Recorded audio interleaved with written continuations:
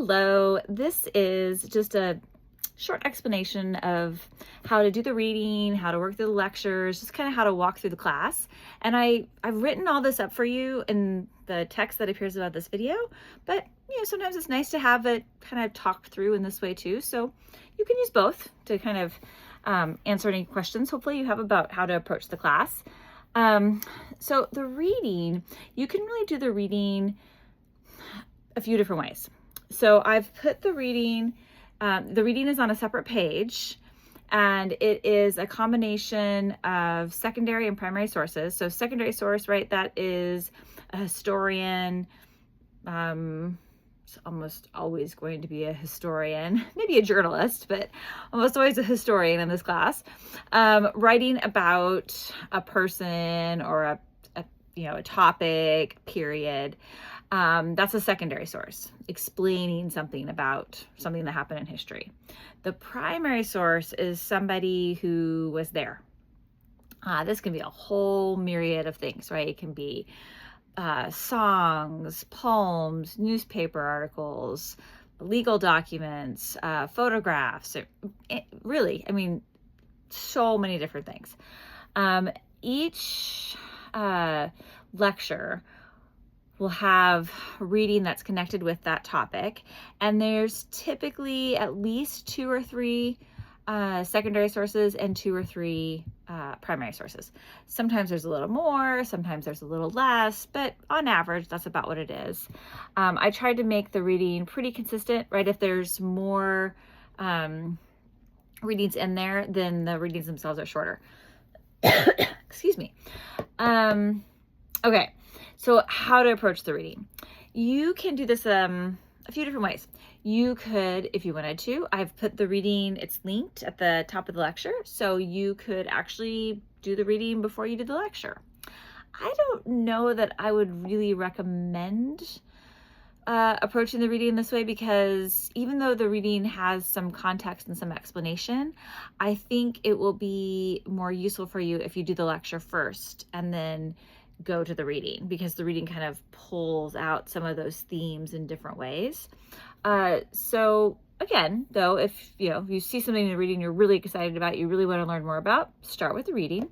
Otherwise, start with the lecture, then do the reading. Or another thing you could do, and this is going to kind of require you to have 2 windows open at the same time, is you could, as you're working through the lecture, I have hyperlinked if there is reading, assigned reading that corresponds with that lecture topic. So if you kind of wanted to break up the reading of the assigned reading, that would be one way to do it. Like as you're working through the lecture, like, oh, here's the hyperlink, or here's the, a historian wrote an article about this topic, or here is a primary source, from this person that further explores something about them. That would be another way to do the reading, is to do the reading kind of as you're working through the lecture. Otherwise, you can work through the lecture and then you could also do the reading. The main thing you're going to want to do, though, as you're working through the lecture, as you're working through the reading, is take notes, because this is a history class and there is really no way around reading in a history class. And it is a lot of stories. And while I'm not a historian that wants you to memorize things, because that makes history boring if you're just memorizing names and dates and those types of things, you do have to be able to put things into a context and explain kind of what came before and what came after. And if you're writing those things down, that's going to help you remember it, right? We even in this digital age where we're typing everything, brain studies show that if you write something down, you're going to remember it more. I still use a paper calendar for that reason, because I will remember something if I write it down.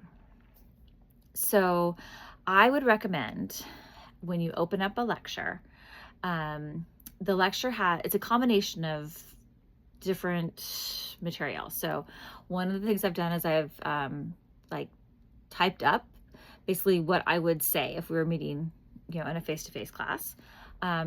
Sometimes I feel like I could just like, if I could just jump online really quick and explain it to you, I could do that better.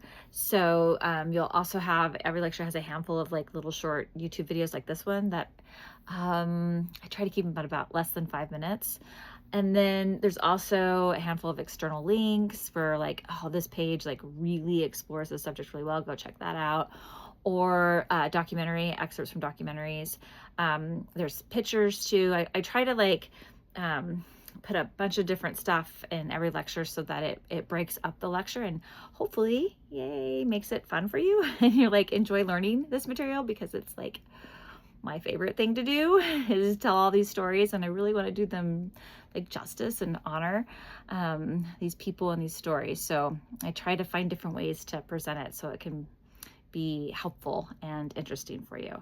So what I would suggest doing is, when you open up that lecture, at the top of the lecture, there is an outline, and that is going to be kind of our roadmap for what material is going to appear on that page.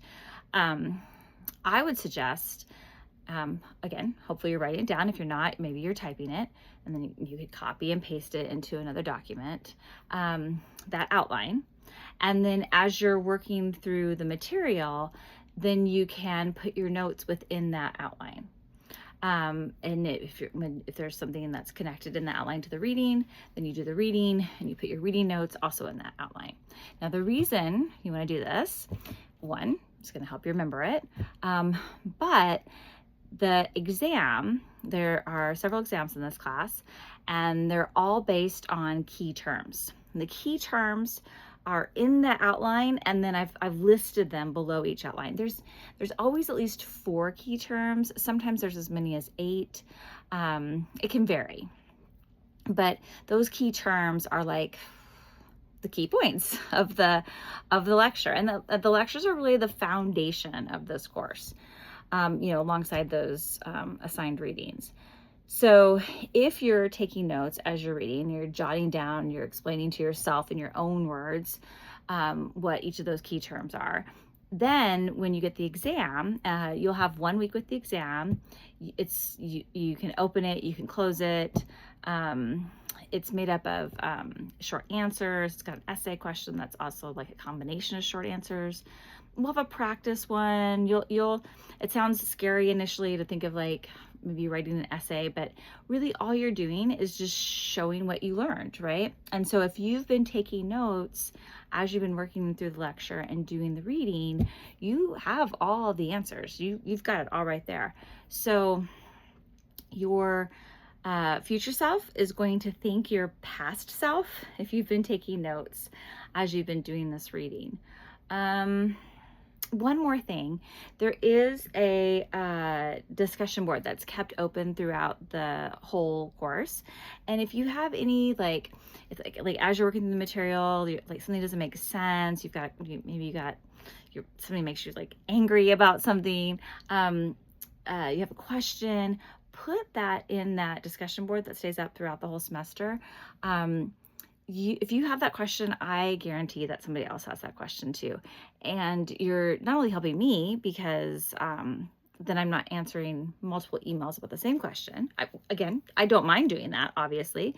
I'm always happy to answer emails. We can meet via Zoom. You can send me questions via the submission comments. But you're helping also your fellow students, because then they're going to see that question and be like, I had that question too. So glad someone asked it. And then helping me, because then I can answer it in one place. So I really do encourage you to use that, the discussion board that stays open throughout the semester for questions. Okay, I think I've said everything I wanted to say, and that's included in that text above. Again, the main thing is just, take those notes as you're working through the lectures, focus on those key terms. And, again, really, if you've got questions, let me know. I think I said this in the introductory video that's on the homepage. Like, I can't know that you're having a problem if you don't tell me you're having a problem. So when you're working through the material, if something's unclear, you just gotta let me know. I'm happy to help. Okay, Take care. Bye-bye.